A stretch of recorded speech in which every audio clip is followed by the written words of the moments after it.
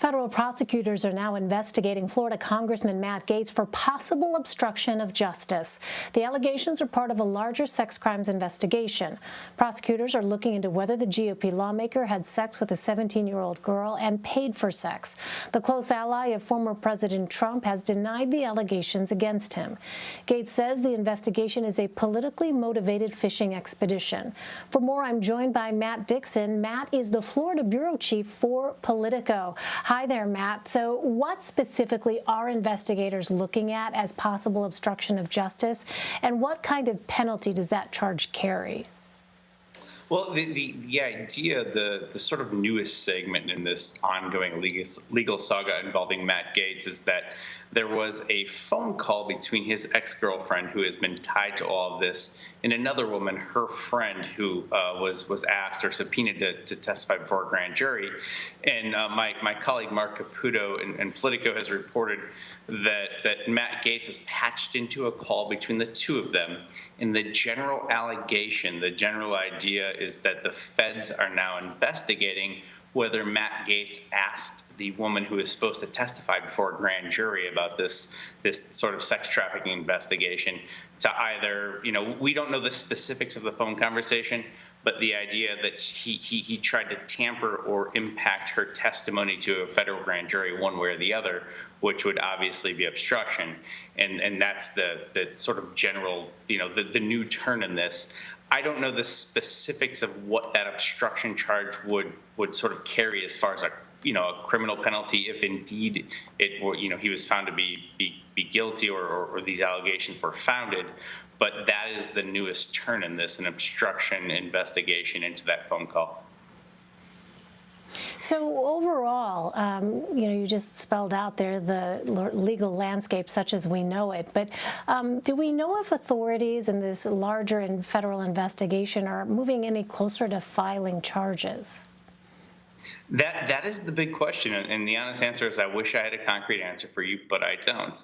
We've had this investigation's gone on for months, and as you guys have reported, as we have reported, Congressman Gaetz is sort of wingman Joel Greenberg is going to get sentenced 2 months from now in August. They just announced that today. He's pled guilty to 6 federal charges, including a sex trafficking charge. So the idea that he is now cooperating with the feds has really sort of spurred some rumors and the idea that is a bad thing for Congressman Gaetz. But the reality is that the feds aren't talking directly. None of the attorneys are talking directly. So from a timeline perspective, we don't have a lot of concrete answers for the idea of, is there going to be charges? Is this going to go away? Those are all sort of open-ended questions that we're kind of waiting for answers for, and hopefully they will come sooner rather than later, one way or the other.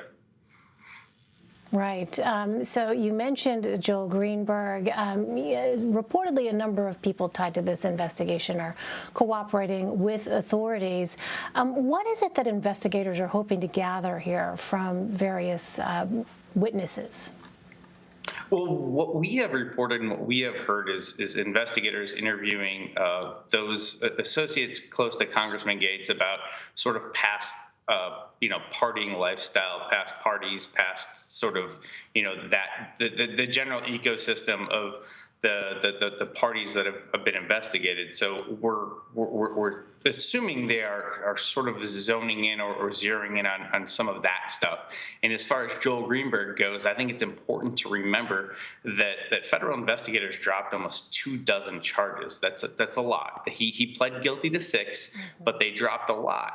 And a lot of the sort of federal, former federal prosecutors and those who have better expertise in this than I do have said that there's no way that the feds would drop that many charges without some sort of assurance, some sort of information that they could go ahead and get information from Joel Greenberg about a bigger fish in this investigation. And there's no bigger fish in this than Matt Gaetz. So I think that was viewed largely as sort of a difficult day for Congressman Gaetz. But we haven't seen, I guess, anything publicly, come from that as of yet.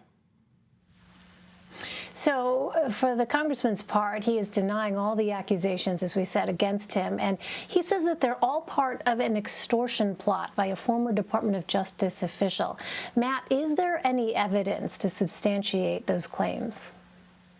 That was the initial pushback. Some months or some weeks ago, I guess roughly a month and a half ago or so, that was the initial pushback. And Politico, I actually did an interview with Congressman Gaetz' father, who substantiated some of those claims. They had showed some text messages that they tried to portray this as part of, as you mentioned, an extortion plot to get money from the Gaetz family, which is a wealthy, sort of politically powerful family in Florida. Since that time, since this first became sort of understood as a public investigation, we haven't heard much in that regard. So there was some early text messages. There was Matt Gaetz' father sort of corroborating that. But from a law enforcement perspective or anything publicly moving on the extortion plot element of this, or, you know, as the Gaetz' claim, we haven't seen a ton. All right. A lot of twists and turns, though, to follow here. Matt Dixon for us. Matt, thank you very much. Thank you.